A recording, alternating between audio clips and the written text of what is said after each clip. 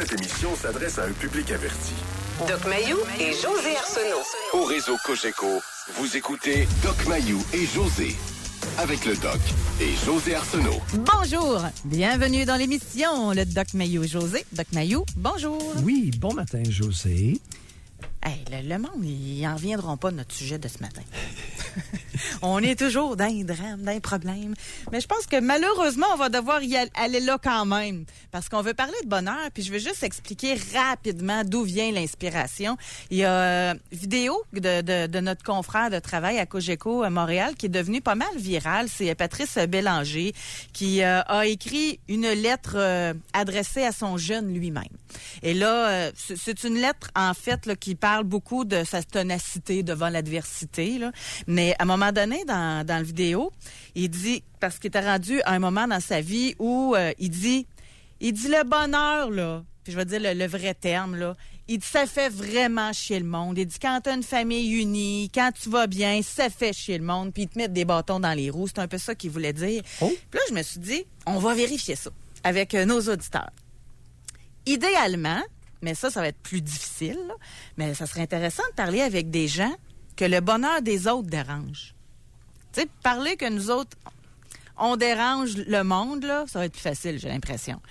Mais quelqu'un qui est capable d'admettre ou de dire publiquement sur nos ondes avec vous et moi que le bonheur des autres, ça les énerve, ça pourrait être intéressant de savoir ça vient d'où exactement. Tu sais, quand je dis on va revenir vite au problème, là, on va parler de bonheur. Avez-vous le bonheur facile? Avez-vous le gène du bonheur?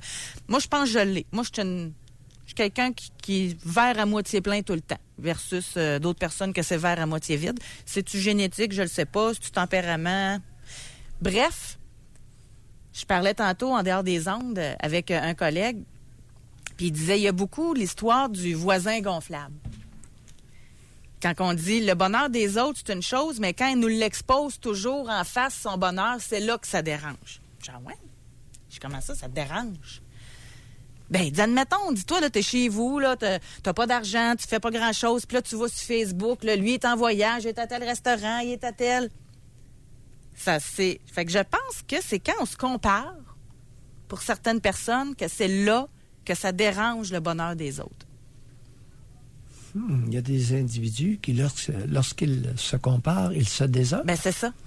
Oh, mais je retiens, je restais accroché sur quelque chose. Le bonheur ferait chier le monde, ouais, et amènerait des individus à mettre des bâtons dans les roues de ceux qui vont bien. Oui. José, on n'en a pas parlé, mais est-ce qu'on pourrait demander à nos auditeurs, par texto, anonyme, s'ils ont déjà mis les bâtons dans les roues à quelqu'un qui allait bien? Homme, femme, quel bâton avez-vous mis? Groupe d'âge? Colin, je vous fais confiance. Mais c'est une longue shot, ça, là. Parce que je vous pose la question. Moi en tête. Qu'est-ce que j'ai en tête, mettre des bâtons dans les roues, là? Souvent, on entend parler quelqu'un... il y a eu une bonne nouvelle, une promotion, il est heureux, il y a du bonheur. Puis il y a toujours quelqu'un qui dit « Ah, profite-en, ça dure pas longtemps. » Tu sais, des petites phrases plates, là. Mais vous allez jusqu'à dire vraiment poser un geste concret pour atténuer le bonheur de quelqu'un? Oui. Colin. Puis quelqu'un qui est capable de le dire, là, qui s'est fait de façon consciente? Ben, c'est-à-dire que c'était conscient ou pas au moment du geste, le geste a été fait et les personnes se rappellent de leur geste et de l'impact qu'a eu le geste. Avez-vous déjà mis des bâtons dans les roues de quelqu'un qui allait bien pour diminuer son niveau de fonctionnement? Qu'avez-vous fait? Jusqu'où vous êtes allé? OK. C'est drôle, j'ai un doute qu'on va avoir des réponses. L'inverse, vous a-t-on déjà mis des bâtons dans les roues? On devrait en avoir une coupe pour faire l'émission. Mais parce qu'au téléphone, ça me surprendrait beaucoup qu'il y a beaucoup d'individus qui vont nous appeler pour dire « Moi, voici ce que j'ai fait. J'ai mis des bâtons dans les roues de mon frère, de ma sœur, de mon beau-frère, de ma belle-sœur, de mes parents, de mes enfants, du voisin, d'un collègue de travail. » J'inclus tout. Ou sans aller à la limite, là, à l'extrême, ça se peut-tu sans poser le geste, là. Moi, j'aimerais aussi des gens qui essaient de comprendre avec nous pourquoi, qui ont toujours le besoin de se comparer, qui se diminuent quand quelqu'un d'autre a un meilleur job, meilleur argent, meilleure sortie, meilleur chum, meilleure famille, etc. Ça vient... Moi, ce que j'aimerais comprendre, puis qui pourrait être très aidant, là, c'est de l'envie, là. Il y a un manque d'estime de soi, là. Moi, je vais vous faire une confidence. Vous avez beau me parler que vous allez au Poivre Noir à toutes les fins de semaine. Moi, je peux pas me le permettre. Ben moi, ça m'empêchera pas d'être heureuse, comprenez-vous? Ça m'affecte pas, ça, moi. Ouais. Très bon restaurant en passant en Trois-Rivières. Non, mais c'est un exemple que je donne. Tu sais, moi, j'ai beau regarder plein d'affaires sur Facebook, Internet, ça me dérange pas, là. Ça m'atteint pas. Soit dit en passant, la ténacité devant l'adversité que tu as invoquée tout à l'heure, ça s'appelle la vaillance. Alors, beaucoup, parce que c'est phonétiquement et sémantiquement proche l'un de l'autre, le mot travaillant et vaillant sont souvent confondus. C'est pas du tout la même chose. Un individu vaillant, un homme vaillant, peut ne pas être travaillant. Mais il peut être tenace lorsqu'il y a des problèmes, devant l'adversité. Oui. Mais c'est pas nécessairement un gros travaillant. Savez-vous... quelqu'un peut être un gros travaillant et être vraiment lâche devant l'adversité. Savez-vous aussi ce que j'ai découvert? Parce que je faisais des recherches, je regardais bonheur, gène du bonheur, etc. Et il y aurait des études, en fait, c'est plus sondage, là. On a testé. Semblerait-il que les très belles personnes, particulièrement les très belles femmes, seraient moins heureuses que la majorité. Ouais. Et pourtant, on est porté à penser le contraire. Hey, elles sont belles, tout le monde veut être ami, tout le monde veut les fréquenter, tout le monde... Puis on ne l'explique pas nécessairement pourquoi, mais encore là, moi, je mettrais ça sur la faute de la jalousie des autres femmes. Bien, écoute, on ne s'est jamais demandé pourquoi Dalila s'était enlevé la vie. C'était une des plus belles femmes au monde. Pourquoi Marilyn Monroe, une des plus belles femmes au monde, s'est enlevé la vie, elle aussi. Ça en fait deux. La beauté, c'est pas signe de bonheur du tout, là. Et dans une entreprise de Trois-Rivières, il y a une employée exemplaire qui s'est enlevé la vie. Et c'était la plus belle femme de l'entreprise. Je peux vous l'assurer. Alors, je ne suis pas surpris de cette statistique-là, que les très belles femmes seraient moins heureuses que la moyenne ou que les femmes moins belles. Je ne te parle pas de la moyenne, là, mais que les femmes moins belles. Alors, pourquoi en est-il ainsi dans notre tribu? Il y a une réponse. Le mot, c'est envie. Jusqu'où vous êtes allé? Jusqu'où vous êtes allé dans votre élan d'envie, c'est-à-dire d'enlever à l'autre ce que vous n'aviez pas. Jusqu'où vous êtes allé? Un collègue de travail? Vous allez jusque-là. Puis si vous l'amenez, je vous coupe, là, je m'excuse, là, mais si vous l'amenez là, c'est parce que vous l'avez entendu puis vous le savez qu'il y a de quoi là. Moi, je suis sceptique. Je ris, mais c'est pas drôle. Là. Je suis sceptique qu'il y a des gens qui sont allés jusque-là, volontairement, consciemment, là, par jalousie, envie, parce que l'autre était plus heureux qu'eux. On va aller... Une entreprise va bien, jusqu'où va aller le concurrent? Ah, OK. Un collègue va bien, va très bien, jusqu'où allons-nous aller? Dans nos commentaires et nos gestes. OK. Un frère, une sœur va bien, jusqu'où allons-nous aller? Ah oui? Un enfant va mieux que les autres, jusqu'où allons-nous aller, mesdames? Là, on parle de performance. Votre gendre, messieurs, va mieux que vous, jusqu'où allez-vous aller? OK, mais là, on fait référence à performance, là. Moi, je vois une petite nuance. Je référais au bonheur. Va bien, là, dans le sens être heureux et bien adapté, fonctionne très bien, puis est heureux dans ce qu'il fait. Jusqu'où allez-vous aller? OK. On va aller à la pause. On a déjà des auditeurs qui sont en ligne pour nous parler. OK. J'ai vraiment hâte d'entendre ça s'il y a des gens qui vont nous téléphoner pour en parler. Jusqu'où êtes-vous venu près d'aller? Qu'avez-vous ourdi dans votre tête? Qu'avez-vous comploté dans votre tête? C'est donc spécial. Hey, je suis déjà en train de lire des messages qu'on reçoit. Hey, ça va pas bien. Je voulais parler de bonheur, puis on va être encore d'un bébite. On va à la pause. Oui. Non. C'est très sérieux ce que tu viens de dire. C'est qu'on ne peut pas parler du bonheur de façon isolée sans référer ou sans s'interroger sur les agressions au bonheur. Et je dis bien agression. Oh, c'est dur de trouver des sujets joyeux. Bonheur, y a-tu de quoi de plus heureux que parler de bonheur? Là, oui. on est en train de les plein d'affaires. Là. Non, mais c'est notre façon de le sauvegarder. Si vous n'êtes pas conscient des attaques à votre état de bien-être, vous allez le perdre. Alors, la conscience faut pas que ça nous atteigne. permet de voir et de réagir pour minimalement protéger ou assurer la pérennité, c'est-à-dire la longévité de votre état. N'est-ce pas bien dit? C'est tellement bien dit qu'on va prendre une pause pour bien, là. Ça le rentrait dans la tête. Alors, nous y allons l'instant. On va parler avec Brigitte et José au retour de la pause. Jusqu'à 11h, au réseau Cogeco. Doc Mayou. Doc Mayou et José. Et José Arsenault.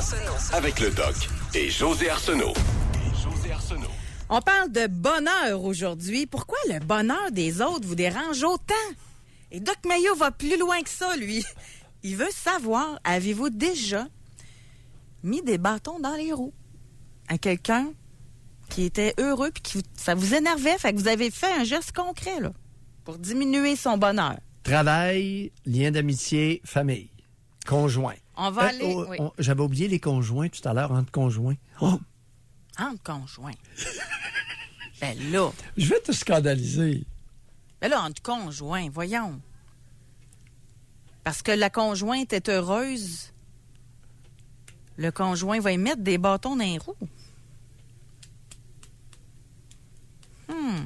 Je commence à allumer. La conjointe, promotion au travail, gagne plus cher que son conjoint.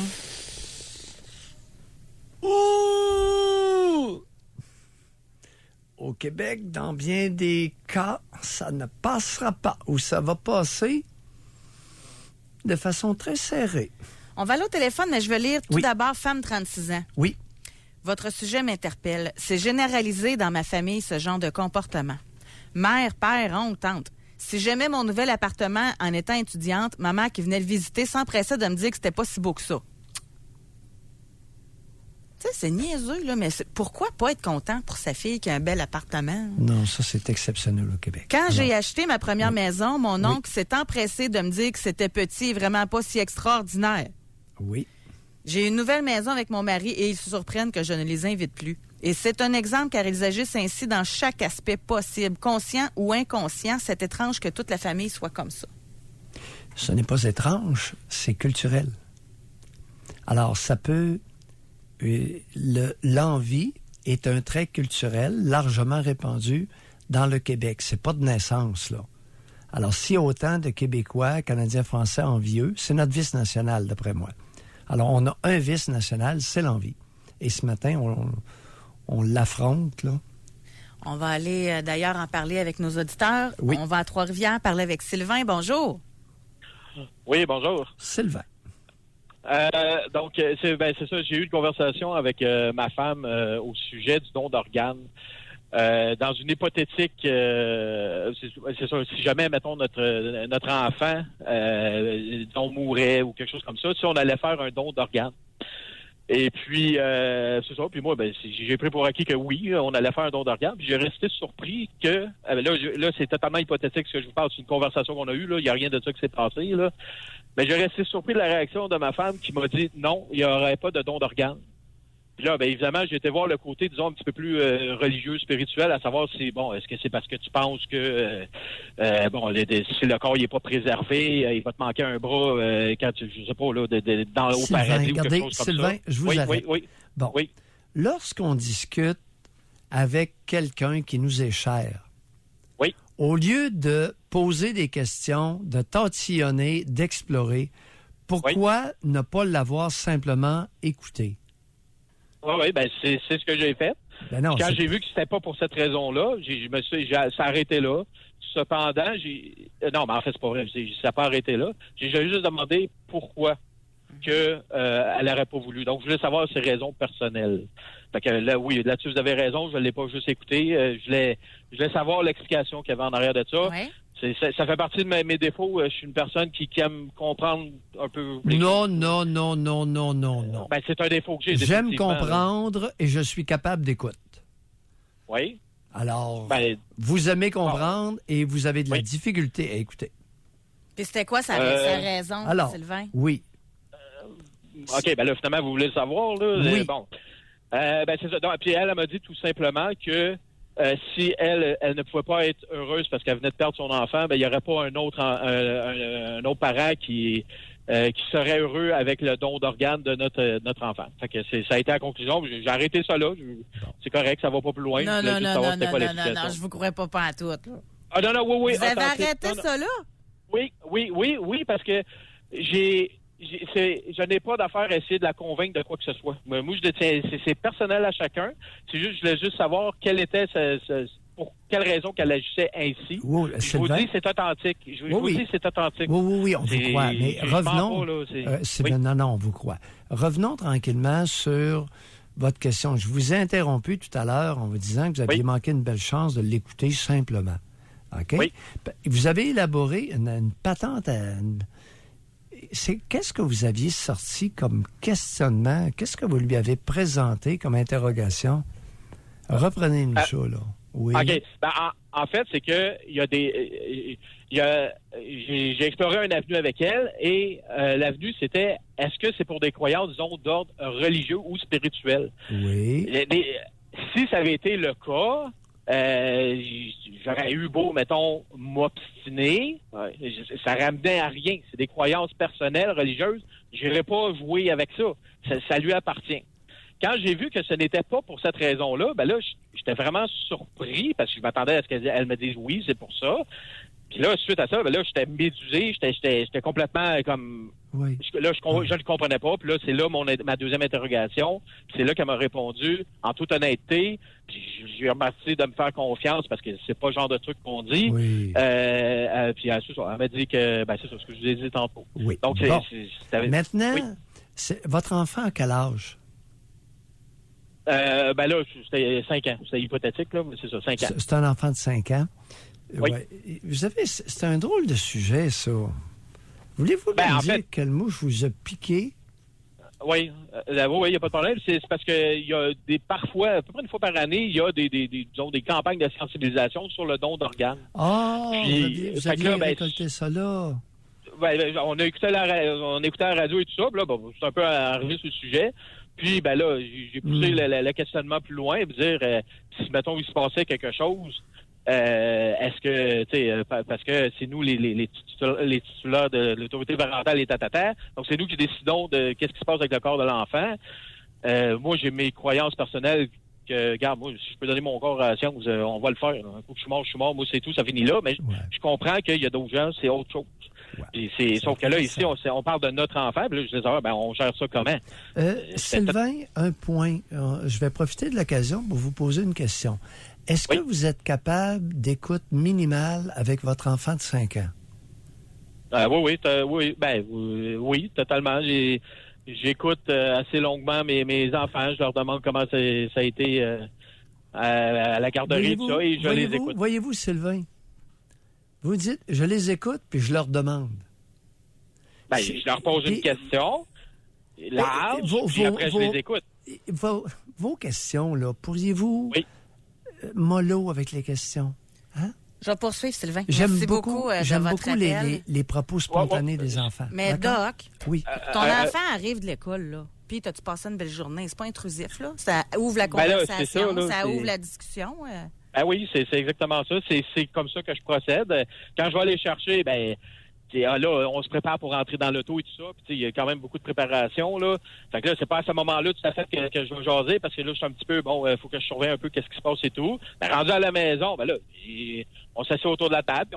J'ai puis comment ça s'est passé à la garderie. Est-ce que tout le monde est gentil avec toi? Jusqu'à quel âge? Oui, c'est ça. Est-ce que tout le monde est gentil avec... Non, je vous sens. Je vous sens avec votre lignée de questions. OK?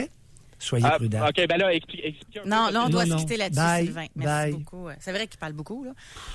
Mais poser des questions, comment ça va ta journée, puis écouter après, ça se peut, ça, Doc? Pas facile, de se taire. D'être à l'écoute. Pas facile. Mais un peut être avec l'autre, je pense. Et la plupart des adultes au Québec, culturellement, pensent que quand on questionne un enfant, on l'écoute. Quand on questionne un enfant, on l'interroge. Et il y a des enfants qui n'aiment pas ça, être interrogés. Imaginez-vous donc. Il y a des enfants qui vont se fermer lorsqu'ils sont interrogés. Mais le parent, là, doit être en mesure de le Et ressentir. j'ignore ce que Sylvain fait dans la vie. Je n'ai pas pensé de lui demander. Et écoutez, il doit être pas loin d'être un enquêteur de police. Mais voyons. On rendra pas ça personnel à lui, là. Mais ce que vous dites, je suis certaine qu'il y en a plein d'autres qui sont interpellés. Bon, on ne demande plus à son enfant comment il va à cette heure. Il revient de l'école. Tu l'écoutes, tu te fermes la boîte, tu parles pas. José, les petits-enfants, là, la plupart du temps, ils sont spontanés, puis c'est des petits moulins à parole. Il s'agit juste de les écouter. Ils vont tout te dire ça, à leur rythme. C'est parce que vous avez des exemples en tête qu'on n'a pas. C'est ça l'affaire, je pense. Il nous manque ce bout-là là, pour vous suivre. On va aller à la pause. Nos circuits se sont remplis pas mal, je vous dirais. Alors, pause tout de suite et on parle avec nos auditeurs par la suite. Est-ce que vous avez déjà mis des bâtons dans les roues à quelqu'un parce que vous étiez envieux de son bonheur? Doc Mayou et José Arsenault. Avec le Doc et José Arsenault. Au réseau Cogeco. Est-ce que le bonheur des autres vous dérange? Avez-vous déjà mis des bâtons dans les roues à quelqu'un parce que son bonheur vous énervait? On a ici, femme 55 ans, quelques semaines avant mon mariage, ma mère a fait venir mon fiancé chez elle et a tenté de le convaincre de ne pas m'épouser. Quelque Rien chose, de hein? moins. On va aller... Un petit bâton dans une grosse roue. Évidemment, vous aurez compris que je suis cynique, là. C'est un énorme bâton. Ben là, c'est... Ben oui, c'est pas rare. Ouais. On va au téléphone, Doc. On va parler avec Daniel de Forestville. Bonjour. Allô, en passant, là, vous écoutez, là, ça fait partie de mes petits bonheurs du matin de la vie. Excellent. Surtout, Dr. Mayou. Ça fait longtemps que je le suis. Là. Écoutez, Je ne le prendrai moi, pas personnel. Je ne serais pas jalouse de lui. Non, je sais, j'aime bien vous écouter, José, aussi. Écoutez, moi, c'est ma mère qui m'a mis des bâtons dans les roues. Notre petit bonheur, à moi et ma femme, on avait été chercher des meubles. On était nouvellement mariés, puis on s'était acheté des meubles, mais il fallait que je les mette de côté pour 2 semaines. Mon épouse était toute contente de dire ça à ma mère qu'on s'était acheté des meubles. Elle a dit quel magasin. Elle a posé des questions. Puis tout après, elle prend le téléphone. Puis mon épouse, elle m'a conté ça. J'étais sur la route. Puis elle m'a conté ça. Elle a dit Dewey, qu'est-ce que tu fais? Elle a dit je vais appeler le magasin. Elle a dit pourquoi? Elle a dit pour canceller ça. Elle a dit pourquoi? Elle a dit il n'y a pas moyen de payer ça. Fait que elle a appelé le magasin, puis elle a cancellé mes affaires. Fait que moi, je m'en vais au magasin, puis j'ai demandé où sont mes affaires. Ben, il y a quelqu'un, on a appelé ce numéro-là. Ben, j'ai dit, ouais, c'est le numéro que j'avais donné, parce que j'avais pas de téléphone encore. Et puis, j'ai dit, c'est à moi que vous auriez dû parler. Fait que pour faire une histoire courte, je suis revenu à la maison, j'ai demandé de quel droit qu'elle a fait ça. Elle dit, t'as pas les moyens de payer ça. J'ai dit, qu'est-ce que t'en sais? Mais toi, tes maudites affaires. C'était pas de ses affaires. Ça fait qu'on est obligé de recommencer à zéro, mais depuis ce temps-là, j'ai coupé pas mal de liens avec elle, là. Ouais, Daniel, qui a mentionné à votre mère que vous aviez acheté des meubles, vous aviez mis des meubles de côté? C'était mon épouse. Faut pas qu'elle était heureuse de dire qu'on était finalement... Là, quand on est heureux de quelque chose, là, le bonheur, ça se sirote à l'intérieur de soi. Avez-vous appris quelque chose de cet incident-là? Oui. Qu'il est parfois... Bon, alors vos petits bonheurs, vous pouvez les garder pour vous. Oui. Bonne journée. Bye, Daniel. C'est quand même plate, d'une certaine façon. Tu sais, t'as un bonheur, mais parle-en pas parce que ça va énerver les autres. Là. On est au Québec, on n'est pas en Ontario. Vous pensez que c'est différent en Ontario? Ben oui, la culture anglophone est très différente. Mais juste à côté de chez nous, là, il y a une différence au niveau du niveau d'envie. Quand même, hein? Fait que vous suggérez, t'as une bonne nouvelle, garde ça pour toi. Et le plus surtout, possible. Lorsqu'il y a un volet financier, un volet d'argent. Ben, D'ailleurs, on a un auditeur qui nous a écrit. Oui. Effectivement, j'ai rabaissé ma conjointe pendant plusieurs années quand elle était à l'université. Il faut comprendre que je suis dans un domaine très lucratif, donc le fait qu'elle puisse me devancer, je n'aimais vraiment pas ça. Alors malheureusement, je ne l'ai jamais soutenue ou félicitée. Elle vient de terminer avec succès, avec excellente note. Elle est maintenant enseignante et je peux vous assurer qu'elle prend 90% du contrôle et je n'aime vraiment pas, mais vraiment pas ça. Eh oui. Un bon Québécois, comme il y en a énormément d'autres. On va aller à Verdun maintenant. On va parler avec Emmanuel. Bonjour. Bonjour. Emmanuel. Oui. Bon, ben moi, dans le fond, c'est pour faire une histoire courte. Je suis en couple avec un homme qui a été asexuel pendant plusieurs années. Dans le fond, il a jamais vraiment été en relation couple, genre habité avec sa blonde puis tout ça. En fait, c'est sa première fois.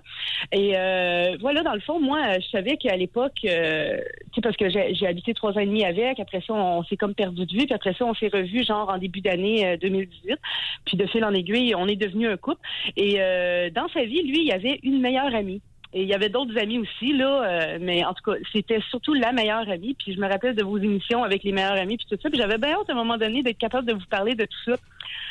Au début, la meilleure amie elle était super contente. Tu sais, elle voyait son ami, enfin, qui sortait un peu de sa torpeur, qui avait beaucoup de up and down tout le temps dans sa vie, puis tout ça. Puis là, elle était heureuse pour lui de le voir en couple, puis ça allait bien, puis blablabla. Et là, à un moment donné, les petites crises ont commencé. Puis moi, à un moment donné, je me rappelle, j'avais écouté une émission où vous disiez qu'une femme jalouse, c'est souvent une femme qui a du pif. Puis moi, ça m'avait beaucoup marqué, cette phrase-là. Et quand j'en parlais avec mon copain, puis je lui disais que j'avais l'impression qu'il se passait quelque chose ou que, genre, elle nous faisait des crises, ben c'était tout le temps moi, genre, qui avait un problème, c'était moi qui étais peut-être jalouse ou quoi que ce soit. T'sais. Là, de fil en aiguille, le temps a avancé, puis les crises, ben, tu sais, il y avait des petites crises pour des chips, pour ci, puis pour ça. Puis à un moment donné, on est descendu chez un ami à Saint-Adèle, on est allé se baigner. Et dans la journée, au fil de la journée, à un moment donné, je trouvais qu'elle filait pas. Fait que je m'en vais la voir, quand je commence à parler avec elle. Puis là, elle me dit, c'est là qu'elle me sort le sac. Elle me dit, ben là, moi, ton bonheur avec Mathieu, ça me dérange. Quand tu lui donnes de l'affection, je trouve ça dérangeant, puis ça me met mal à l'aise. Fait que là, je suis comme, ben là, j'essaie de comprendre, puis je suis comme, tu sais, si c'est pas de la jalousie ou de l'envie, tu sais, je comprends pas pourquoi qu'elle voudrait que quand elle est là, que je puisse pas, genre, comme, que moi puis mon chum, on se donne de l'affection ou quoi que ce soit. Tu sais, elle trouvait ça totalement dérangeant. Et là, après ça, on en a parlé avec mon chum, puis tout ça. Puis là, ben lui, il comprenait pas non plus c'était quoi cette position-là de dire que, tu sais, elle voulait qu'en sa présence, que je sois comme un ami avec mon chum, parce que sinon, ça la dérangeait. Fait que là, lui, il a commencé comme à couper un peu les ponts, puis de fil en aiguille, à un moment donné, il est arrivé au gym où on s'entraînait tous ensemble à la même place. Il est arrivé au gym, je crise de jalousie, pourquoi tu m'as pas défendu, pourquoi tu as défendu elle? Là, après ça, elle envoyait des textos, on ne pourra plus être amis, notre amitié, elle tient plus à rien, blablabla. Fait que, tu sais, moi, ce que je disais toujours à mon chum, c'est que moi, parce que tu sais, il y a bien longtemps, ils ont déjà eu comme une relation sexuelle, tu sais, ça n'a jamais été vraiment plus loin, puis après ça, ils sont devenus des amis. Puis moi, ben, j'étais toujours un peu réticente à ça, mais je me disais, tu sais, si je veux l'amour de cet homme-là, je dois accepter cette femme-là. Ce que je faisais, genre, haut la main, puis tu sais, moi, cette fille-là, j'essayais de l'accepter du mieux que je pouvais. Puis j'ai toujours eu des belles pensées, des belles paroles pour cette personne-là. Puis là, tout ça, tu sais, comme ça nous pétait tout le temps en face, puis c'était tout le temps moi, tu sais, genre la méchante, puis tout ça, jusqu'au jour où cet événement-là est arrivé. Puis maintenant, ben là, en fait, mon chum a coupé un peu les ponts avec cette fille-là. C'est plus elle, finalement, qui a coupé les ponts parce qu'elle disait que leur amitié n'était plus à rien, puis que c'est ça. Ouais. Emmanuel, vous avez quel âge? Oui. Vous avez quel âge? J'ai 38 ans. Vous avez 38 ans. Et, oui. Écoutez, c'est très, très moderne comme problématique. C'est très contemporain. Oui. Non, puis je le dis, qu'est-ce qui vous fait rire? Ben vous, que vous disiez que c'est typique là, de la société québécoise. Actuelle? Oh oui, c'est très nouvelle vague, là. Ce genre de problématique-là, de confusion, de couple, puis pas de couple, puis d'amitié, puis tatata, puis la meilleure amie du gars, puis ça n'existait pas, ça. Il y a 30 ans, là, on n'avait à peu près pas ça. Alors, c'est très nouvelle vague. Mais vous avez 38 ans? Oui? Oui. Ben, est-ce que vous croyez que c'est moi qui avais un problème ou... Non, Emmanuel. Voyons, pourquoi vous me posez cette question-là? Ben, je voulais vous l'entendre de votre propre bouche. Ben, c'est parce que j'ai eu beaucoup de conversations par rapport à mon chum, puis à un moment donné, j'ai failli, comme laisser tomber, puis juste partir, là. Tu sais, ça me rend émotif quand je vous en parle parce que je trouvais ça dur. Oui, vous en avez bavé un coup. La prochaine fois... Il y en a... la prochaine fois, puis je le dis au bénéfice des personnes qui écoutent, femmes qui sont des femmes jeunes, beaucoup plus jeunes, qui sont dans votre cas, demeurez neutre, demeurez laïque, neutre devant la supposée meilleure amie de votre chum. Ne dites jamais de belles paroles, pas plus des mauvaises. Mais non. Laissez-le cheminer. Si ça fait votre affaire, récoltez en cours de route, sinon, flushez. Merci beaucoup. Ne vous avilissez pas à des attitudes affectées, de belles paroles, alors que ça n'a pas de maudit bon sens, là. D'accord? Merci, Emmanuel. On va devoir se quitter, malheureusement. Okay. C'est bien correct. Merci. Au revoir. Mais c'est vrai que dans le temps, ça n'existait pas. Les hommes n'avaient pas de meilleure amie dans le temps de femmes. Non. Ça, c'est cossin moderne, là. Puis cossin. Oui, mais il n'y avait pas d'occasion où la femme a resté à la maison. Tandis que là, maintenant, la femme est sur le marché du travail, faisait des activités, sort de la maison, etc. Oui, pas d'enfants. Ah, c'est clair qu'il n'y a eu aucune mention d'enfants, là. Alors, quand il n'y a pas d'enfants, les dynamiques relationnelles, les types de relations interpersonnelles sont modifiés. Tu sais, ça fait un peu jardin de l'enfance à ciel ouvert, là. Ici, on a femme 25 ans. Elle dit, j'ai sorti avec un gars pas trop fortuné avec aucune formation pendant que j'étais à l'université en ingénierie. Vous dire à quel point il me faisait sentir, à quel point il faisait tout ce que je faisais, mais pas de dette et tout. Ça allait jusqu'à moi, j'ai pas besoin de ça, une brosse à dents électrique, etc. Fait que bref, il était pas capable d'accepter qu'elle ait plus de formation et d'argent que lui. Oui, puis ils vont aller plus loin que ça. Gênez-vous pas, messieurs, par texto, ou mesdames, jusqu'où vous êtes allés. Alors, on a eu quelques confidences, là. Mais il y a pire que ça. On va aller... Déjeunez-vous. Au téléphone, on va parler avec Sylvain de Trois-Rivières. Bonjour, Sylvain. Bonjour. Oui, Sylvain. Bonjour. Moi, c'est... j'ai une blonde qui est... Quand j'ai commencé à sortir avec, faisait environ 3 mois qu'on était ensemble, puis c'était le temps des fêtes, que j'ai reçu sa famille chez nous. Oui. Pour le temps des fêtes. Oui. Que là, elle, c'est quelqu'un qui s'habillait tout le temps. C'est une belle femme, elle s'habillait tout le temps sobrement, tout le temps en noir, tout le temps. Que là, j'étais allé magasiner avec, puis j'ai fait acheter une belle robe qui faisait vraiment bien. C'est sexy un peu, mais vraiment de bon goût, là. Que là, la famille arrive, puis là, elle était vraiment très belle, puis elle se trouvait vraiment belle. Elle ne s'avait jamais habillée de même. Que la famille arrive, puis là, sa sœur, quand elle la voit, elle la tire dans la chambre de bain, puis elle commence à la traiter de tous les noms. Comme, pour que tu te prends, tu t'es rendu une guidoune, ou des affaires de même, là. Ah, guidoune! Une guidoune! Oh. Une guidoune. T'es-tu rendu une guidoune? Oui. Qu'est-ce que tu prends? Qu'est-ce qui se passe par la tête? T'étais pas de même avant, puis papa, puis regarde. Incroyable. Moi, je t'ai découragé, là. Attends, vous aviez... C'est arrivé il y a combien de temps, d'abord? Ah, ça fait environ 3 ans de ça. OK, c'est relativement contemporain. Sylvain, vous avez quel âge et cette femme-là avait quel âge? Ah, moi, j'avais 53, elle avait 51. Oh boy, une femme de 51 ans? Ouais, vous avez traumatisé une famille, vous là, Sylvain. Vous étiez fier de son corps? Ben oui, elle avait un beau physique. Je voulais qu'elle monte. Oui, mais Sylvain, on fait pas ça intrafamilial. Lors d'un party, c'est correct. Un party en dehors avec des amis, là. Mais intrafamilial, vous avez viré en envers tout le monde. Plus là, la sœur, mais la sœur, écoutez, elle est jalouse d'elle. Puis là, il y a le bonhomme, puis la bonne femme, puis tout le monde. Sylvain, c'est affaire d'acheter une robe à votre conjointe. C'est une joke. Pas ça va pour finir le que c'est la party. faute à Sylvain, là. Oui, pas pour les parties intrafamiliaux. Pour les parties... Ah oui, mais Au moins, ça aurait été vraiment très, très sexy, mais c'était bien... Sylvain, vous avez bouleversé des cœurs fragiles. Bye. Merci. C'était pas volontaire. Oui. Merci d'avoir rappelé. C'est bon. Il a pris soin, en plus, de dire que c'était pas si sexy que ça. Je sais bien. C'est pour nous. C'est pour illustrer. Écoute, c'est pas rare, ça, là. La jalousie entre sœurs, la jalousie... oui, la rivalité de femelles entre sœurs avec la mère aux yeux du bonhomme. Puis c'est rien, là. On n'a pas su toute la suite, là. Alors, on a femme 36 ans ici. Oui. Elle dit, depuis que je suis haute comme 3 pommes, je n'ai jamais eu droit à des encouragements. Je voulais devenir vétérinaire. On me disait, pour être vétérinaire, il faut être bon en maths. Et toi, t'es pas bonne. Faudrait que tu travailles fort. Il savait pertinemment que je n'aimais pas l'école, alors rien pour m'encourager. Lorsque je suis partie de la maison, j'ai eu droit à une liste de découragements, me dire que vivre en appart, c'est difficile. J'ai toujours été une personne qui a voulu être une individualiste, de ne pas me fier sur les autres. Et je pense que c'est exactement ça qui faisait suer ma famille. Ils ont toujours été négatifs, intenses pour décourager tous mes projets. Je crois que c'est la raison exacte pour laquelle ils me mettaient des bâtons dans les roues. Aujourd'hui, je suis entrepreneur. J'ai coupé les ponts et je suis heureuse depuis. Bravo. Typiquement canadien-français, culturel. C'est une grosse mouvance culturelle dans notre nation.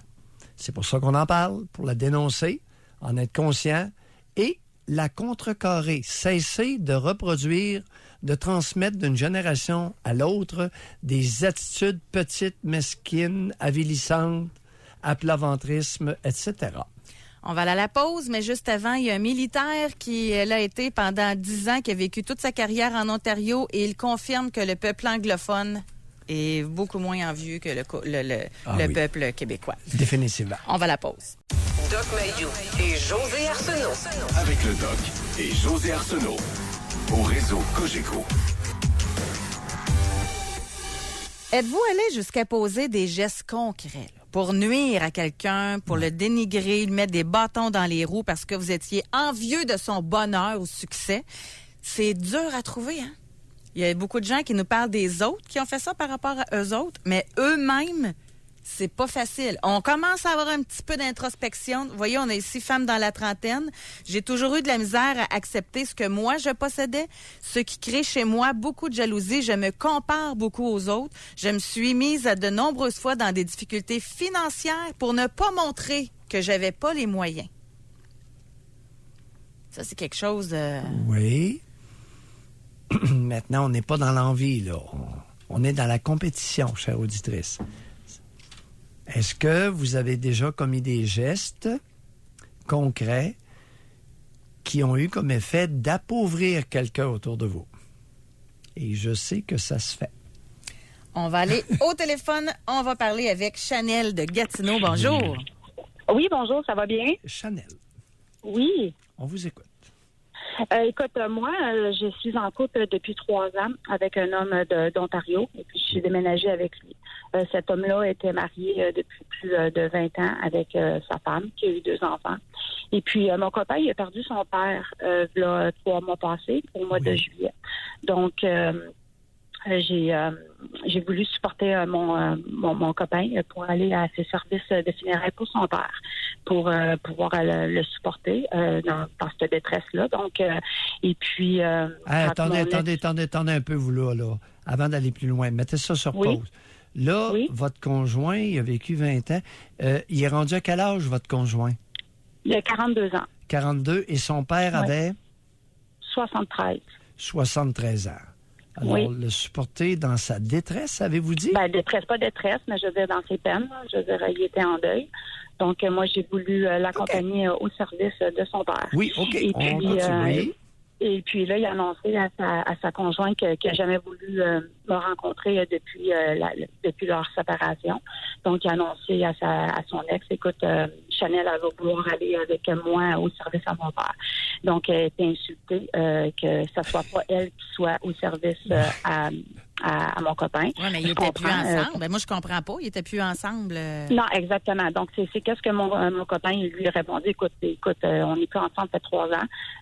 Ma blonde avait me supporter. Et comme non, elle dit la seule raison pourquoi qu'elle veut être à les services, c'est pour montrer la face pour montrer qu'est-ce qu'elle a l'air.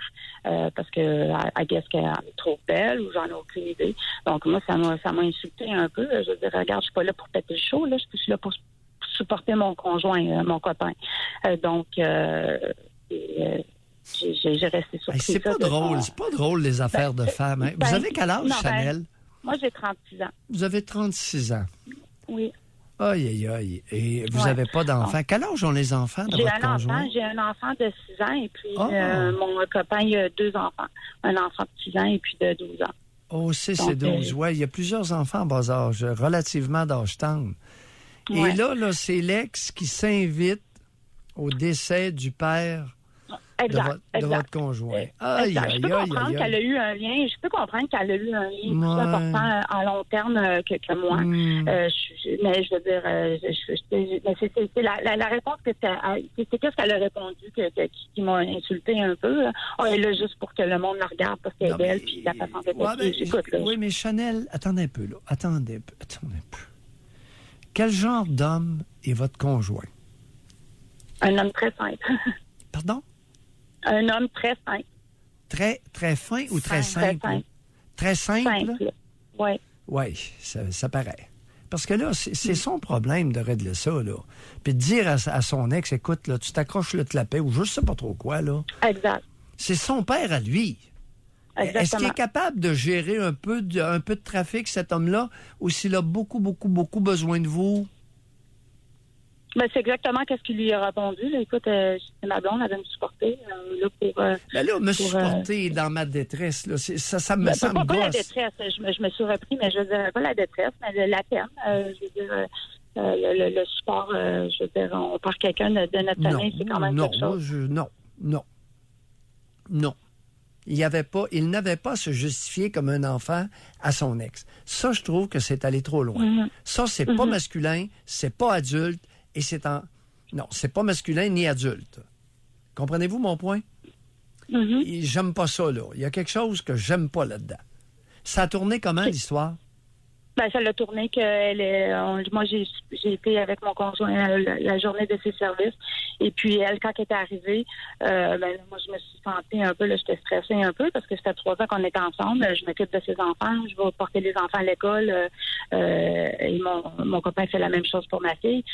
Donc, quand elle est arrivée, là, je me suis partie. Là, puis elle voulait pas me voir non plus. Donc, vous êtes partie? Ben, je suis partie. J'étais à la salle de bain. Je me sentais tellement stressée. Je veux dire, donc, là, elle est arrivée à donner des sympathies à la famille. Donc, moi, je suis partie. Je lui ai donné son 5 minutes là, pour qu'elle puisse donner des sympathies à la famille de mon copain. Et puis, moi, à mon retour, elle est restée là peut-être, je dirais, une demi-heure. Fait que moi, j'ai retourné. J'ai pas resté une demi-heure dans les toilettes, là, mais je suis retournée voir la famille. Et puis, là, ben, là, elle me regardait là, le temps que j'étais là. Puis, moi, je me sentais mal parce que c'est pas une situation qui est quand même assez agréable, là, je veux dire, de te sentir visé, puis je veux dire, j'ai fait ça comme un côté de... Vous savez, Chanel, vous illustrez une situation malheureusement très fréquente. Et le problème à ne pas avoir d'hommes masculins et adultes, vous le décrivez, ça crée des situations malaisantes qui en finissent plus. Aïe, aïe, aïe, c'est pas chic. Mais en même temps, moi, j'aimerais comprendre quelque chose de vous, personnellement, là. Vous, ça fait 3 ans que vous êtes avec votre conjoint. C'est pas une nouvelle relation, là. C'est pas un one night, là. Vous vous occupez de ses enfants, sûrement la garde partagée, etc. Vous avez un lien, vous connaissez la famille depuis 3 ans. Pourquoi vous n'avez pas fait c'est quoi en français, un statement, là, que vous n'avez pas fait? Un positionnement. Un positionnement. Tu restes à côté, tu vas passer devant moi, certain, puis tu vas me donner la main à part de tout ça. Puis si t'es pas contente, c'est toi qui sacs ton camp. Oh mon Dieu, non, je pense pas que ça. Je pense que c'est la réunion. Tout le monde est inconfortable. J'en ai aucune idée. Vous avez préféré, vous rabaisser? Se sacrifier. Oui. C'est difficile de te rapprocher des gens qui veulent rien savoir de toi. Oui, mais Moi, votre conjoint, il était là. Votre conjoint, il aurait dû vous Ouais, mais supporter. c'est une situation quand même assez délicate. Je veux dire, c'est le décès de son père. Non, donc, c'est pas délicat. Ça fait 3 ans. Ça fait 3 Ouais, ans. je sais. C'est que ça peut-être plus question de respect. Je pense que j'ai juste voulu lui laisser son 5 minutes. OK, j'ai une pour qu'elle question. puisse- C'est-tu Oui. dur avec les enfants, la séparation, puis avec l'ex, votre conjoint, s'il était mou, là, c'était-tu pour préserver ça? Ça a été difficile plus pour son plus grand garçon. Moi, ma fille, j'ai... Votre conjoint on est avec parents. elle. C'est votre conjoint Oui. avec elle, ma question. Les liens, là, Oui. pour la pension, etc. C'est-tu difficile? C'est-tu ça que vous lui protégez parce qu'il avait peur que ça ça, chire? c'est pas de mes affaires. Ça, c'est sa business à lui, c'est pas la mienne. Écoute, moi, j'ai la même situation avec le père de mon enfant, de ma fille. Donc, ça me regarde Parce que pas. ma question, c'est pourquoi il n'a pas pris votre part à vous? Ben, il a pris ma part parce que j'ai pu être avec lui. Regardez, Chanel, on va mettre fin à ça. Alors, un homme, qu'est-ce qu'il aurait dit? Il aurait dit à son ex, tu peux venir en autant que tu te l'accrafes. Tu te l'accroches. C'est exactement ce qu'il Non, dit. non, c'est pas ça qui s'est passé du tout. Non, c'est pas ça qui s'est passé. Vous nous ferez pas coller ça ce matin. Alors, et c'est un homme qui a de la difficulté à se tenir debout. C'est un homme qui est relativement peu adulte. Vous l'aimez comme ça vous regarde, là. Oui. Alors, c'est un homme qui aime se faire contrôler par les femmes. Ça le regarde. Parce qu'il y avait, si je peux me permettre, là, c'est pas mon genre, là, mais là, je vois dans mon film que je me suis fait dans ma tête.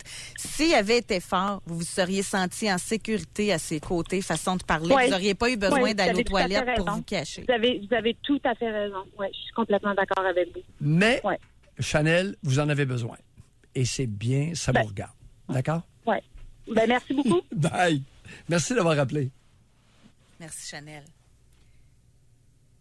On n'a pas rien à rajouter, je pense.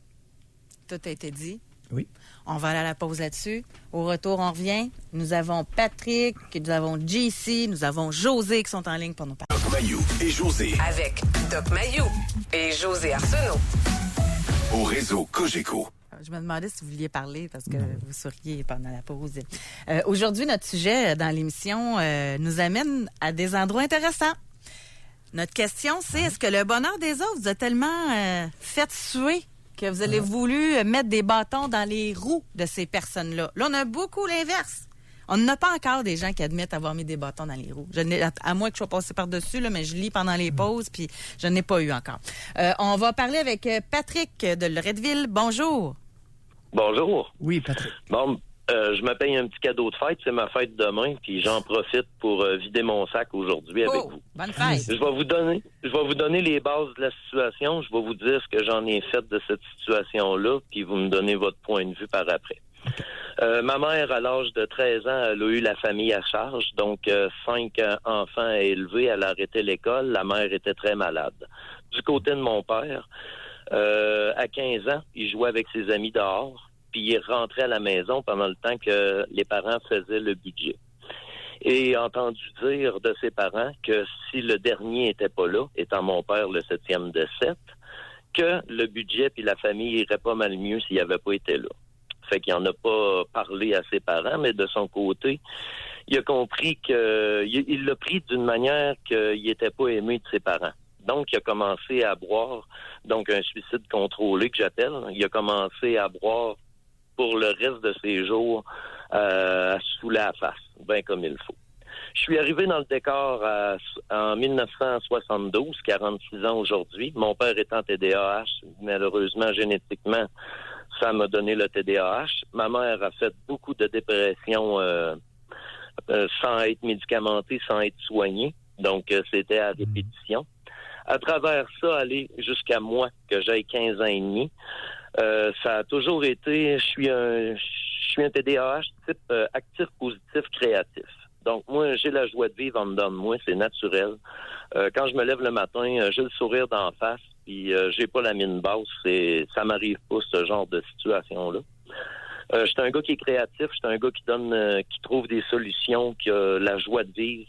Puis rendu à 15 ans et demi, à force de me faire dire que j'étais un pas bon, que j'étais un raté, que je ferais jamais rien de bien dans ma vie, que je ferais jamais rien de bon dans ma vie, ben au lieu de m'en aller dans la rue, ben je me suis en allé dans les Forces armées canadiennes. Oui. Parce que ma question, c'était qu'est-ce qu'il vaut, lui, Patrick Gingras, au fond? Est-ce que c'est vrai ce que mes parents me disent, qui m'a détruit puis qui m'a blessé énormément au fil du temps? Est-ce que c'est vrai? Fait que j'ai découvert après 5 ans dans l'armée que j'avais vraiment des bonnes qualités à l'intérieur de moi puis que j'étais vraiment une bonne personne, même si on me disait le contraire au foyer. Alors, j'ai rencontré une femme quand que j'ai sorti des forces à 21 ans. Je suis encore avec aujourd'hui. Ça fait 23 ans qu'on est ensemble. On a un beau garçon de 15 ans. Puis de mon côté, j'ai décidé de virer la machine de bord avec mon couple. C'est-à-dire de pas me renfermer, de m'ouvrir, de le dire à ma femme comment ce que j'étais, comment ce que je suis, où ce que j'en étais quand on s'est rencontrés. Puis d'ouvrir mon cœur. C'est-à-dire, au lieu de me boucher puis de me renfermer, j'ai travaillé super fort sur moi-même pour essayer d'avoir une belle qualité de vie. En tant que TDAH, des fois, c'est pas toujours évident. On travaille un peu plus fort que les cerveaux normaux. Puis, j'ai décidé en dedans de moi de m'aimer, d'apprendre à m'aimer moi-même pour ce que j'étais, indépendamment des blessures que j'avais vécues, puis de le dire à ma blonde que je l'aime, puis que je l'aime vraiment. De le dire à mon garçon que je l'aime vraiment, à tous les jours, d'y montrer en acte. Puis, de le laisser transparaître à travers ce que je suis puis ce que je suis capable de donner à mes deux amours, ou 2 amours de ma vie.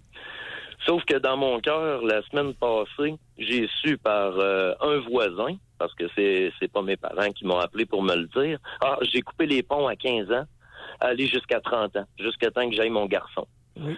Quand j'ai eu mon garçon, j'ai tenté un retour pour voir si on était capable d'arranger les choses pour avoir une situation familiale à 3 qui était normale, vivable, puis qu'on pouvait grandir un peu ensemble au lieu de s'auto-détruire puis de se détruire.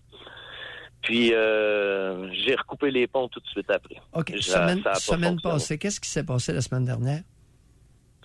J'ai su que mon père était rentré à l'hôpital d'urgence en ambulance, puis c'est un voisin qui m'a appelé pour me le dire. Parce que mes parents...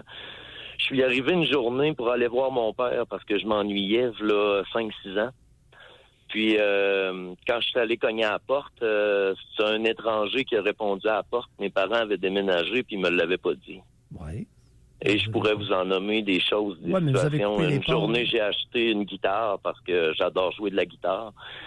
Puis mes parents m'ont laissé faire le move. Puis à la minute que je suis arrivé à la maison... Quel âge a votre père? Vous avez 46, Patrick, et votre père a quel âge? Il est né en 37, 82. Il a 82 ans. Je suis juste. Bon, oui. Alors, écoute, son espérance de vie est pas mal atteinte, là, oui. Mais, oui, moi, j'avais décidé de couper les ponts par sécurité, pour pas aller jusqu'au fond, puis me faire détruire jusqu'au fond. Ça a été... Oui, mais qu'est-ce que vous déplorez? Là, votre père est hospitalisé, ils vous l'ont pas dit. Puis? Oui, c'est ça. Il me reste un petit quelque chose dans le fond du cœur. C'est-à-dire? Il me reste une petite crotte. Même si j'ai coupé les ponts, ça m'a dérangé. Qu'est-ce que vous voulez dire par là, une crotte?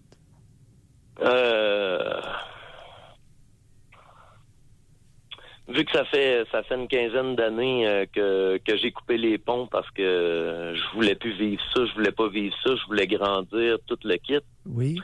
Je sais pas, je m'excuse l'expression, mais ça m'a fait chier de le savoir. J'aurais aimé mieux pas le savoir la semaine passée.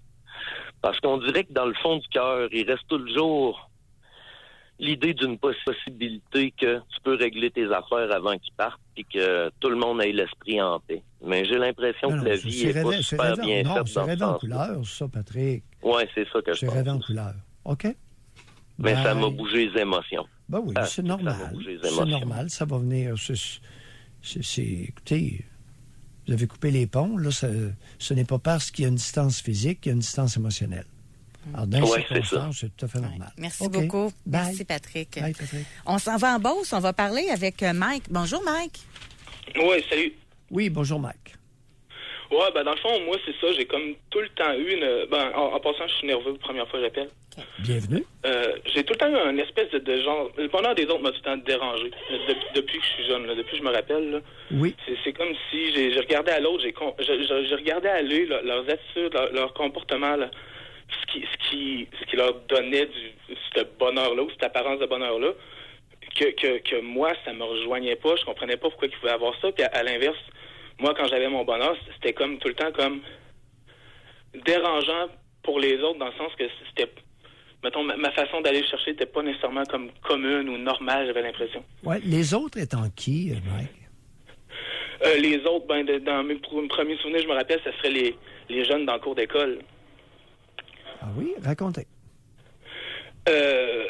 Mettons, dans le cours d'école, juste de voir les autres s'amuser, rire, bouger comme ils bougeaient, entre eux autres, ça m'écœurait solidement, là. Ça a-tu fait de vous un intimidateur? Avez-vous déjà posé des gestes? Ben, j'ai été intimidateur un peu, mais j'ai été intimidé aussi. Je pense pas que j'étais dans les pires. J'étais considéré comme turbulent. Je dérangeais en classe, des affaires de même, là. Je donnais l'impression de pas suivre, même si je pense que je suivais, là. Les résultats étaient là. Parlez-nous un peu de l'atmosphère à la maison, Mike, quand vous étiez jeune. Moi, j'ai l'impression d'avoir été dans une bonne famille, mais plus que je vous écoute, plus que je vois des choses avec le recul. Comme? Je dis pas que c'est mauvais simple. Père relativement assez autoritaire, là, c'est comme ça, c'est chez nous, puis c'est moi qui décide, puis tant que t'es sur mon toit, ça va être ça, puis jusqu'à un certain point, je pense que c'est correct, mais après ça, au début, c'est comme, quand t'auras 16 ou quand t'auras 18 ans, mais là, si jamais tu restes en maison, c'est... puis d'un autre côté, c'est du criage. Taper dans les murs, taper dans les portes. Qui ça? Qui tapait des criait? Qui criait et tapait dans les murs, n'importe? Ah, ben ça, c'est le père, évidemment. Là. OK, il criait. Ben, évidemment, ouais. Ouais, c'est le père. Il tapait dans les murs, tapait n'importe. Qu'est-ce que vous voulez dire par là de tapait? Ah, c'est un coup de poing, là, ou... mettons... un bon coup de poing, là. Tu sais, c'est déjà arrivé, mettons, chicane...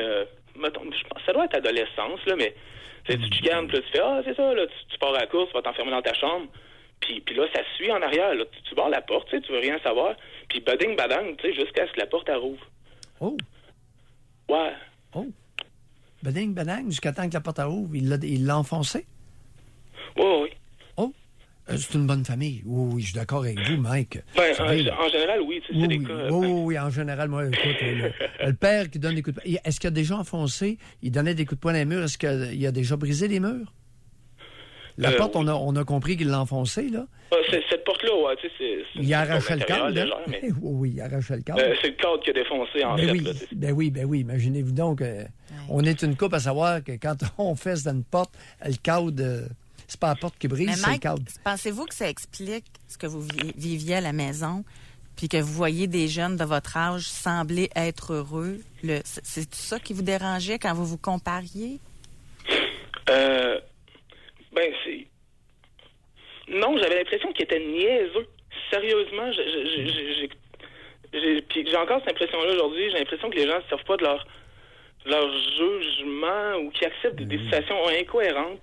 Puis ça n'a même pas de l'air des déranger. Ils n'ont même pas de l'air de se questionner par rapport à ça. Oui, ils n'ont même pas de l'air à se questionner. Vous allez nous parler de votre mère tout de suite? C'est quoi la question? Parlez-nous d'elle. Il n'y a pas de question, parlez-nous d'elle. Oui. Ma mère, elle est jusqu'à dans les dernières années, j'ai pas eu de relation avec parce que justement, il y a des affaires que j'ai mentionné que c'était une femme qui avait été absente. Puis, tu sais, ça n'a pas passé. Elle a pris ça comme des accusations, mais je sais que c'est une femme qui, en tout cas, qui donne l'impression d'aimer les enfants. Elle dit qu'elle aime les enfants. Une personne sensible. Mais, c'est comme... Tu sais, je me souviens quand j'étais jeune, mettons, elle voulait me bercer, mais moi, je voulais pas, j'étais pas confortable sur elle, je me laissais glisser, puis à un moment donné, c'est comme, mais je veux pas me faire prendre, mais elle voulait me prendre. C'est oui, c'est vous qui ne vouliez pas vous faire prendre. C'est quoi cette idée-là? Quel âge avez-vous, Mike, maintenant? 31. 31 ans? Ah, oui. Et votre mère, quelle était sa réaction lorsque le bonhomme criait, donnait des coups de poing dans les murs, enfonçait la porte. Qu'est-ce qu'elle disait? Qu'est-ce qu'elle faisait? Ah, là, le divorce qui était passé, là, on était seul avec le père dans la maison à ce moment-là. Là. Oh, vous étiez seul avec le genre? Ouais. Et qui d'autre y avait-il, à part vous? Moi, ma grande soeur. Oh, qui avait quel âge? 2 ans de plus vieux, fait que, mettons, dans 2 ans de plus vieux. Ouais. Et est-ce qu'il y a déjà enfoncé sa porte, elle? C'est sa porte que je te parlais, en fait.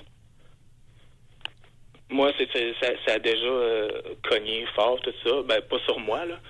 Mais il a enfoncé la porte de votre chambre? C'est elle qui s'est fait défoncer sa porte de chambre. C'est elle. Oh, c'est elle qui s'est fait défoncer sa porte de chambre. Ouais. Oh! Hey, c'est une bonne famille. Mike, vous savez, vous venez d'une bonne famille. Oui. Je pense qu'on va s'arrêter là parce que la bonne famille, là... Oh! Et elle avait quel âge lorsque vous avez été témoin que votre géniteur enfonce la porte de votre sœur? Quel âge avait-elle? À peu près. Jeune adolescente, là. À peu près. Peut-être 10-12. 10-12. Ouais, quelque chose de même, je sais pas. Est-ce qu'elle a eu peur? Oui. Hein? Je suis pas dans ses bobettes, mais... Non, vous n'êtes pas dans ses bobettes, mais vous étiez pas loin, vous étiez témoin. Oh, non, elle avait peur. Oh, elle a eu peur. Oh. C'est une personne qui est genre... souvent, c'est... Et vous avez 31 ans, elle avait 12 ans, ça fait 20 ans de ça. Ouais. Est-ce que vous considérez ce geste-là comme étant criminel de la part de votre géniteur? À cette heure que t'en parles, peut-être. Peut-être, hein? On vient d'une bonne famille, Mike. Bye. Salut. Continuez, là, je sais pas. Tu sais, c'est une bonne... Toujours dit que je venais d'une bonne famille, tu sais. Le bonhomme enfonce, il est furieux après ma soeur, il enfonce la porte, elle a 12 ans. Il arrachait le cadre. On doit malheureusement s'arrêter pour aller à la pause. Le temps file très rapidement encore une fois aujourd'hui. Doc Mayou et José Arsenault. Le Doc Mayou et José, c'est le Doc et José. Au réseau Cogeco. On va aller tout de suite au téléphone parce que le temps file très rapidement. Alors, on va parler avec Martine. Bonjour, Martine. Bonjour, Martine. Allô? On vous écoute. Allô? Oui, on vous écoute, Martine. OK, bon, moi, c'est une autre sorte de jalousie, mais en tout cas, je suis avec un homme présentement que j'ai été dans le passé avec, puis on est revenus ensemble. Oui. Puis il y a 3 enfants, dont une fille plus vieille que les 2 autres. Et sa fille, jalousie extrême, tu sais, essayer de tout faire pour que notre relation ne fonctionne pas, pour que je m'en aille. Oui. Donc, excusez, je t'ai soufflé. Mais c'est un exemple concret. Elle n'accepte pas le bonheur de son père, là. Exactement. Surtout envers les femmes, je dirais. Un exemple, on est à la maison, j'arrive de travailler, puis elle me dit il y a une fille qui a appelé papa au téléphone. OK. Parce qu'il n'y a jamais personne qui appelait à la maison, tout le temps les cellulaires, tu sais, puis finir par savoir que c'était pas vrai. Puis elle a quel âge, elle? Dans le temps, elle avait 12 ans. Puis maintenant, aujourd'hui, on s'est séparés, moi et lui, pendant 8 ans de temps. Puis, on est revenus ensemble. Aujourd'hui, on est encore ensemble. Et ça a comme recommencé. Sauf qu'aujourd'hui, je suis plus outillée, puis plus forte qu'avant pour passer au travail, tout ça. Puis, elle est rendue plus vieille aussi, donc elle est majeure et tout. Donc, ça m'affecte plus ben, Mais Martine, aujourd'hui, je suis plus forte, je suis plus vieille. Le père... Outillé aussi. Ben oui, plus outillé. Je veux bien. Le père, votre conjoint, c'est sa fille. Mm-hmm. Est-ce qu'il l'a éduquée? Est-elle éducable? Difficile, très difficile. Parce que? Pourquoi est-ce si difficile de l'éduquer, celle-là? Je trouve problème de comportement. Changer d'école secondaire souvent, de primaire. Vu des psychologues, des psychiatres, c'est sûr que... Est-ce que c'est une malfaisante? Est-ce que c'est une malfaisante naturelle? Ou bien si elle est cuisinée par sa génitrice? Ou les deux? Qu'est-ce que vous voulez dire par sa génitrice? Cuisinée par sa mère. L'exemple, comme... Pardon? L'exemple de sa mère, comme vous voulez dire? Oui, ou encourager, inciter, encourager, cuisiner. Oui. Eh oui, exactement. Bon. Mais votre conjoint, ça lui a pas tenté d'allumer un peu plus vite? Comment il réagissait lorsque vous lui avez dévoilé ou lorsque lui s'est rendu compte que sa fille de 12 ans voulait vous rendre jalouse, inventait des histoires? Quelle a été sa réaction à lui, à l'époque? Il me dit que c'était pas la première fois, puis que ça s'était déjà produit dans le passé. Martine, quelle était ma question? Quelle était sa réaction? Bon. Analysez un peu. Pardon? Analysez un peu la situation. Oh, c'est cher. Vous l'avez laissé aussi, hein? Il aimait-tu ça que sa fille soit jalouse? Non, il se sentait mal à l'aise. Oh. Monsieur, tu fais avec ma salive. On va se quitter là-dessus. Bye, Merci Martine. beaucoup, Martine. Bye. Merci d'avoir appelé. C'est ce qui complète notre émission d'aujourd'hui. En passant, on a eu des merci. Hein? Il y a des gens qui nous ont écrit par texto pour remercier. Ils ont compris bien des choses aujourd'hui. Donc, c'est à ça que ça sert l'émission aussi. Vraiment, bienvenue. Ça nous fait plaisir. On est là pour ça. Exactement. Alors, merci encore une fois. Les textos, on le répète, là, mais maintenant, vous devez commencer à être habitués. Vous effacez les textos. Fait que comme ça, tout reste confidentiel de notre côté aussi. Et demain, déjà, vendredi, Doc Mayou. Après ça, on tombe en congé 3 jours. Oh! Merci beaucoup, Benjamin, à la mise en onde. On se retrouve demain, tout le monde. Bye-bye. Bye.